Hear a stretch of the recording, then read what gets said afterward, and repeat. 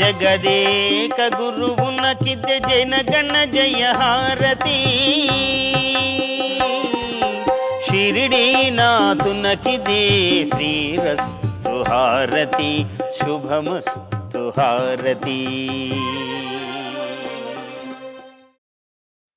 సాయి భక్తులు కుశాభావ్ 1866 సంవత్సరంలో జన్మించాడు.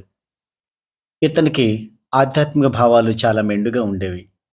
ఇతడు ధనవంతుడు కాకపోయినప్పటికీ ఉన్నంతలో పేదలకి, రోగగ్రస్తులకు సహాయం చేస్తూ జీవితంలో ఎక్కువ భాగం సామాజిక సేవా కార్యక్రమాల్లో గడుపుతూ ఉండేవాడు. కుశాభావ్ ఉపాధ్యాయ వృత్తికి అవసరమైన ప్రాథమిక విద్యను అభ్యసించి నెలకి 5 లేదా 7 రూపాయల వేతనాన్ని అందుకుంటూ ఉండేవాడు. అంతేకాక వంశపారంపర్యంగా వచ్చే గ్రామ పూజారి వృత్తికి అవసరమైన శిక్షణ కూడా పొందాడు. కానీ అతనికి ఉపాధ్యాయ వృత్తిలో కానీ అర్చకత్వంలో కానీ ఆసక్తి లేదు. అతను భక్తి మార్గానికి తన జీవితాన్ని అంకితం చేయదలుచుకున్నాడు. అతనికి చిన్న వయసు నుండి ఆధ్యాత్మిక విషయాల పట్ల ఆసక్తి కనబరుస్తూ ఉండేవాడు.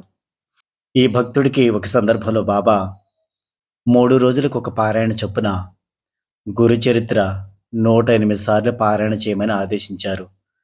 బాబా ఆదేశానుసారం అతడు 10-11 నెలలు గాణ్గాపురంలో ఉండి 108 సార్లు పారాయణలు పూర్తి చేశాడు. ఒక ఏకాదశి నాడు కుశాభావ్ సాయిబాబా చెంత కూర్చుని ఉన్నాడు. అప్పుడు వారిద్దరి మధ్య జరిగిన సంభాషణ ఇప్పుడు చూద్దాం. ఈరోజు నువ్వేమి తింటావు అని అడిగారు బాబా. ఏమీ తినను బాబా, ఈరోజు ఏకాదశి అన్నాడు కుశాభావ్. ఏకాదశి అంటే ఏమిటి అని అడిగారు బాబా. ఉపవాసం ఉండే రోజు బాబా అన్నాడు కుశాభావ్. ఉపవాసం అంటే ఏమిటి అన్నారు బాబా. కుశాభావ్ అది రోజా వంటిది అన్నాడు. రోజా అంటే ఏమిటి అన్నారు బాబా. కందమూలాలు తప్ప మరేమీ తినకుండా ఉండడం బాబా అన్నాడు కుశాభావ్. కందమూలాలు అంటే దుంపవేర్లు, మామూలుగా చిలకడ దుంపలనే కందమూలాలు అని అంటారు. వాటిని ఏకాదశి రోజు తింటూ ఉంటారు. మరాఠీలో ఉల్లిగడ్డల్ని కాందా అంటారు. కాందా పేర్లలో ఉన్న సారూప్యతను అవకాశంగా తీసుకుని బాబా కొన్ని ఉల్లిగడ్డలు కుశాభావ్కిచ్చి వాటిని తిను అన్నారు. సనాతనుడు ఏకాదశి రోజు ఉల్లి తినకూడదు. కానీ బాబా పట్టుబట్టడంతో వారి అభీష్టానికి వ్యతిరేకంగా నడుచుకోవడం ఇష్టం లేని కుశాభావ్ మీరు తింటే నేను తింటాను అని అన్నాడు. అప్పుడు బాబా కొన్ని ఉల్లిగడ్డలు తిన్నారు. తర్వాత కుశాభావ్ కూడా కొన్ని ఉల్లిగడ్డలు తిన్నాడు.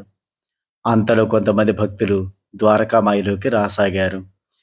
బాబా కుశాభావుని ఆట పట్టించదలిచి ఆ వచ్చిన భక్తులతో ఈ బాపనుణ్ణి చూశారా, ఈ ఏకాదశి రోజు ఉల్లిగడ్డలు తింటున్నాడు అన్నారు.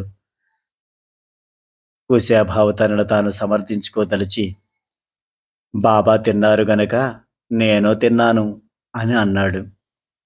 అప్పుడు బాబా నేను ఉల్లిగడ్డలు తినలేదు అంటూ బాబా తిన్నది మొత్తం కక్కేశారు. దానిలో ఉల్లిగడ్డలు అసలు లేవు, కేవలం చిలగడ దుంపలు మాత్రమే ఉన్నాయి. అప్పుడు బాబా చూశారా, నేను తిన్నది ఉల్లిగడ్డలు కాదు, చిలగడ దుంపలు అన్నారు. కుశాభావ్ బాబా తన అద్భుత శక్తితో ఉల్లిపాయలను చిలగడ దుంపలుగా మార్చేశారని ఆశ్చర్యపోతూనే అదే తనకు గొప్ప అవకాశమని బాబా కక్కిన దానిని ప్రసాదంగా భావించి ఒక్క ఉదుట్న దానిపై పడి నోటితో లాక్కొని తినేశాడు. బాబా తిట్టి కొట్టి అవతలికి నెట్టి అతన్ని వారించాలని చూశారు. కానీ బాబా ఉచ్చిష్టాన్ని తినగలుగుతున్న మహదానందంలో ఉన్న అతను అవేమీ పట్టించుకోలేదు. ఈ ఏకాదశి రోజు అటువంటి గొప్ప భక్తుడిని మనం స్మరించుకున్నా కూడా ఎంతో పుణ్యం. గురువు ఉచ్చిష్టాన్ని తాను పరమప్రసాదంగా భావించాడు. అందుకే అంతటి గొప్ప భక్తుల గురించి మనం ఈరోజు మాట్లాడుకోగలుగుతున్నాం. కుశాభావ్ యొక్క ఇష్టదైవం దత్తాత్రేయుడు. ప్రతి సంవత్సరం స్వగ్రామం వెళ్ళి ఎంతో ఉత్సాహంగా దత్త జయంతి జరుపుతూ ఉండేవాడు. తన శిష్యులు దత్తాత్రేయుని బాబాను ఆరాధించేలా అతను చూసుకునేవాడు. 1944 ఫిబ్రవరి 19 శనివారం మాఘ బహుళ దశమి మధ్యాహ్నం 12 గంటలకు కుశాభావ్ తుది శ్వాస విడిచాడు.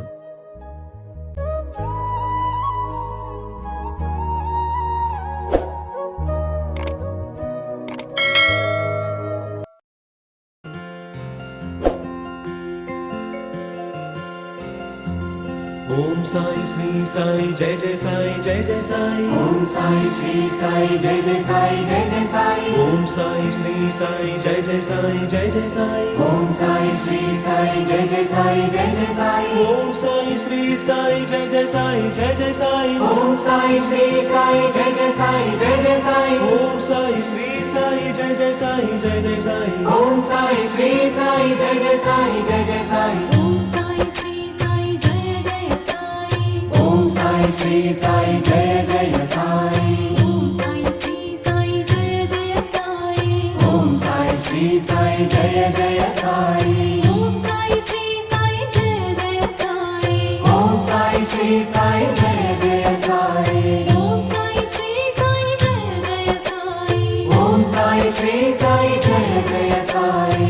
ओम साई श्री साई जय जय साई। ओम साई श्री साई जय जय साई।